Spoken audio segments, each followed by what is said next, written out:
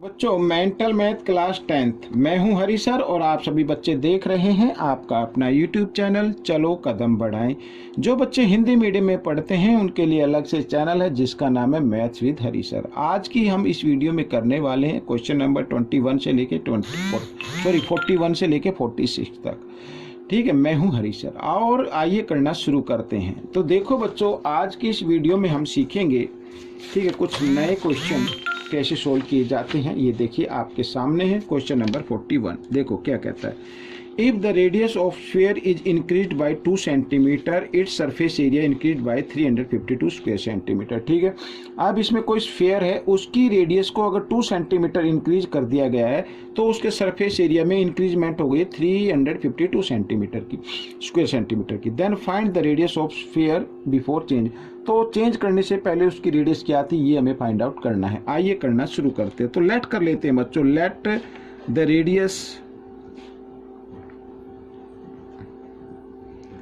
The radius of sphere. ठीक है, let the radius of sphere क्या आ गई बच्चों, यहाँ पर मान लेते हैं r सेंटीमीटर मान लेते हैं। ठीक है, ये है मान ली ओरिजिनल मीन्स बिफोर चेंज से पहले ये है। तो सरफेस एरिया क्या होगा ये भी लिख लेते हैं, सरफेस एरिया। तो सरफेस एरिया होता है बच्चों 4 पाई आर स्क्वायर। ठीक है, अच्छा न्यू रेडियस, अब न्यू रेडियस हम इसमें लिख लेते हैं, न्यू रेडियस ऑफ स्फीयर। बहुत ही इजी है बच्चों, बस ध्यान से करना है, प्रैक्टिस करनी है। अब आर थी ना, इसमें 2 सेंटीमीटर की इंक्रीज हो गई, ये हो गई। अब इसका सरफेस एरिया निकाल लेते हैं, सरफेस एरिया। तो सरफेस एरिया क्या होता है बच्चों 4 पाई आर स्क्वायर। ये आर तो ये ना, ये हमने आर स्क्वायर ये कर दिया। ठीक है, अब ये इंक्रीज हो गया यानी ये अधिक मोर हो गया, ज़्यादा हो गया, कितना 352। अगर इसमें से अकॉर्डिंग टू क्वेश्चन, ठीक है, अगर इसमें से इस एरिया में से 4 पाई और ये लिखा है आर प्लस 2 होल, सॉरी यहाँ 2 है और ये होल स्क्वायर। ठीक है, इसमें से माइनस कर दे अपने पुराने वाला ये, तो डिफरेंस कितना आता है 352 का आता है। ठीक है, ये आ गया। अब इनमें से कॉमन संख्या हम ले लेते हैं बच्चों, 4 पाई इधर भी 4 पाई है, तो 4 पाई हमने कॉमन ले लिया, यानी पाई की जगह 22/7 लिख लीजिए, कोई दिक्कत नहीं है।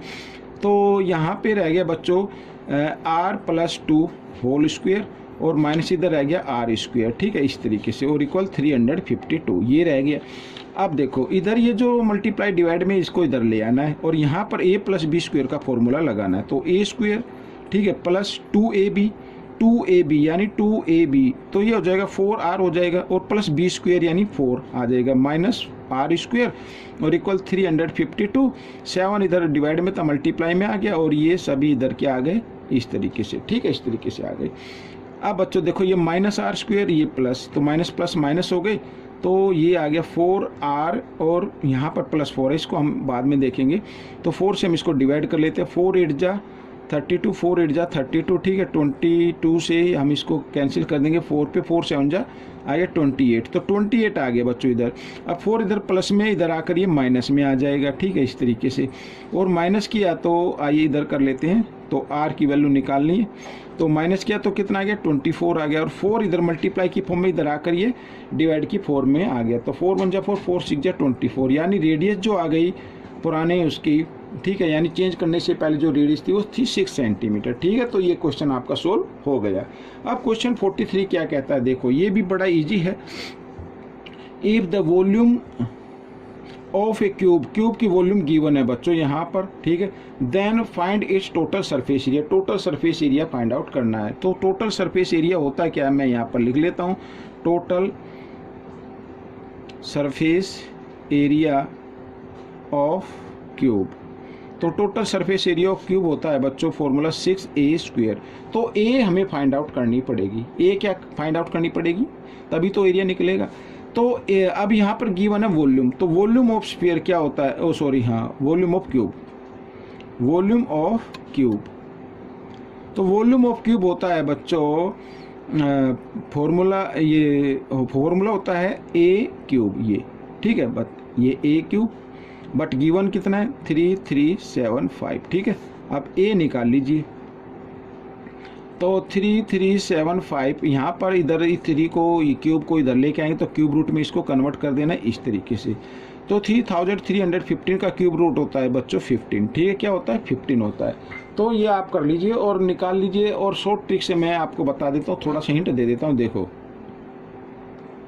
यहाँ पर अब 3375, तो हमें किसी का भी क्यूब निकालना तो पीछे से 3 डिजिट लिए, पहले 3 का ग्रुप बना लीजिए। अब यहाँ पर यूनिट डिजिट देखना 5 आ गया। 5 का क्यूब क्या होता है 25 होता है, तो उसका हमें 5 ले लेना है, ठीक है भाई। ये 5 है ना यहाँ पर, और 5 किसके क्यूब रूट में आता है 5 के में आता है, तो ये आ गया 5 लिख दिया। अब यहाँ पर 3 है। अब इसमें इससे पहले नंबर आते हैं बच्चों, एक आता है 1 और एक आता है 2, ठीक है। तो ये परफेक्ट क्यूब नंबर हमें इसमें देखना कौन सा होता है, तो 1 या 2। अब 1 का क्यूब क्या आएगा 1 आएगा, 2 का क्यूब क्या आएगा 8 आएगा। तो हमें छोटे वाला नंबर लेना होता है, हमें क्या लेना छोटे वाला नंबर, तो ये आ गया 15। तो इस तरीके से अगर ऐसे भी नहीं आता तो फिर आप इस तरीके से जो फैक्टराइज करते हैं उस तरीके से आप निकाल लीजिए और 3 का ग्रुप बनाकर निकाल सकते हैं, ठीक है। अब ए आ गई यहाँ पर 15 डिग्री। अब हमें क्या निकालना टोटल सरफेस एरिया, फॉर्मूला दिया हुआ 6a², यानी तो यहाँ पर मैं एक बार फिर लिखना पड़ेगा टोटल सरफेस एरिया। तो 6a², तो a 15 है, 15 इंटू 15, ठीक है।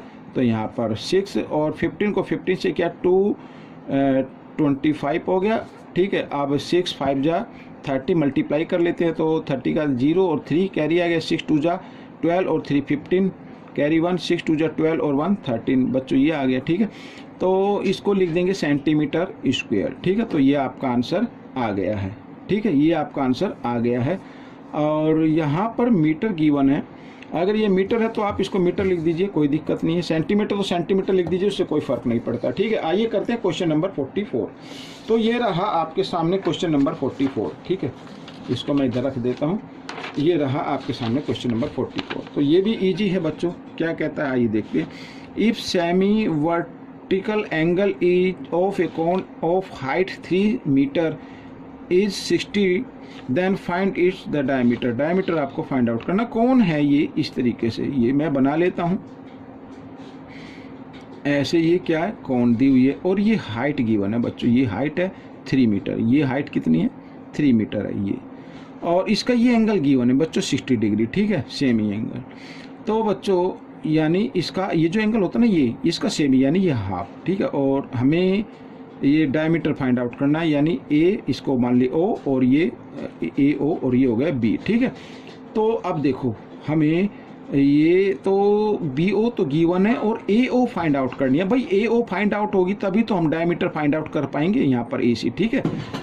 अब करना क्या है देखो, अब ये बन गई एक राइट एंगल ट्रायंगल बन गई बच्चों यहाँ पर। अब यहाँ पर दिया हुआ है, ठीक है, परपेंडिकुलर की हाइट गिवन है, बेस की हमें फाइंड आउट करनी है। तो अब या फिर अब यहाँ पर ये एंगल दिया हुआ और जिस साइड पर एंगल होता है उसे हम बेस मानते हैं, तो ये बेस होगा, ये परपेंडिकुलर। तो परपेंडिकुलर बाई बेस होता है बच्चों 10 में।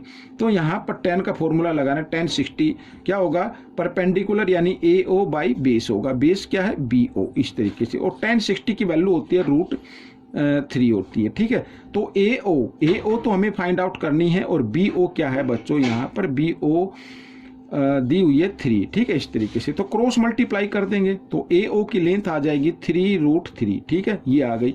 तो ए ओ आ गई। हमें फाइंड आउट क्या करना है, ए सी फाइंड आउट करना है, यानी डायमीटर। तो ए सी क्या होगा, ए ओ का क्या हो जाएगा डबल हो जाएगा, ठीक है, क्यों डायमीटर तो डबल होता है रेडियस का।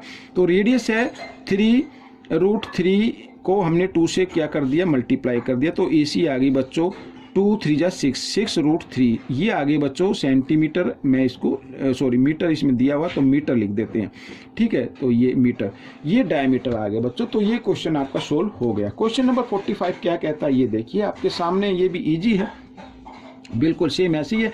If semi vertical angle of a cone, यहाँ पर मैं पहले कोन बना लेता हूँ इस तरीके से, ठीक है। यहाँ पर ये मैंने कोन बना ली है, ये बना लिया मैंने कोन इस तरीके से, और ये, ठीक है। अब देखो हाइट है 5 पे, यहाँ पर ये है 5 सेंटीमीटर हाइट है, इज यहाँ पर ये 30 डिग्री का एंगल गिवन है, ठीक है। Find the slant height, slant height आपको फाइंड आउट करनी है, ए ओ ये बी, तो ए बी फाइंड आउट करनी है। अब बी ओ से कोई लेना देना नहीं है। अब सबसे पहले देखो ये ये एसलेंट हाइट फाइंड आउट करनी है और हाइट की दी हुई है, मीन्स हाइपोटेन्यूज बाई बेस, ये या बेस बाई हाइपोटेन्यूज, इस तरीके से आप कोई भी लिख लेते। ये आता है बच्चों कोस थीटा में आता है, किस में आता है, कोस 30 में आएगा ये, ठीक है। क्या आएगा, बेस AO बाई AB, ठीक है, इस तरीके से। तो कोस 30 की वैल्यू होती है बच्चों √3/2, ठीक है, कोस, हाँ ठीक है। और AO है बच्चों यहाँ पर 5, AB आपको फाइंड आउट करनी है, तो क्रॉस मल्टीप्लाई कर दीजिए, तो √3AB हो गया और 5 2 जा 10 हो गया, ठीक है। अब 3 इधर किस फॉर्म में है, मल्टीप्लाई में, इधर आकर ये डिवाइड में आ जाएगा और ये आ गया डिवाइड में। और हमें मालूम है, वी नो दैट, कि डिनोमीटर जब कभी भी रूट में आता है तो हम क्या कर देते हैं, उसका रैशनलाइज कर देते हैं, √3 से न्यूमेटर को भी मल्टीप्लाई कर देंगे और डिनोमीटर को भी मल्टीप्लाई कर देंगे, तो ऊपर आ जाएगा 10√3 आ गया और नीचे √3 को √3 से किया तो 3 आ गया। तो बच्चों ये AB की लेंथ आ गई यानी सेंटीमीटर। तो ये क्वेश्चन भी आपका सोल्व हो गया है, बहुत ही ईजी था। आइए करते हैं क्वेश्चन नंबर 46, ये रहा आपके सामने। तो क्वेश्चन नंबर 46 क्या कहता है, पाई के टर्म में हमें इसमें फाइंड आउट करना है, ये पहले ही आगे नज़र सामने तो करना है। If semi vertical angle of a cone diameter is 12, जिसका डायमीटर क्या 12 है, उसका जो एंगल दिया हुआ सेमी वर्टिकल एंगल वो कितना दिया, 45 का दिया हुआ, इस तरीके से यहाँ पर ये, तो ये है इस तरीके से, और ये ठीक है, ये 45 डिग्री का है AOB, ठीक है, 45 डिग्री का आ गया। और ये डायमीटर है यहाँ पर, तो हमें तो रेडियस फाइंड आउट करनी है ना, तो रेडियस यहाँ पर मैं लिख लेता हूँ, रेडियस ऑफ कोन क्या होगी बच्चों, जो डायमीटर है उसका हाफ कर देना, ये 6 आ जाएगी, ठीक है। Find the volume of cone, volume find out करनी है। अब वॉल्यूम फाइंड आउट करनी है बच्चों, वॉल्यूम फाइंड आउट करने के लिए हमें हाइट तो मालूम होनी चाहिए ना, तभी तो हम कर पाएंगे।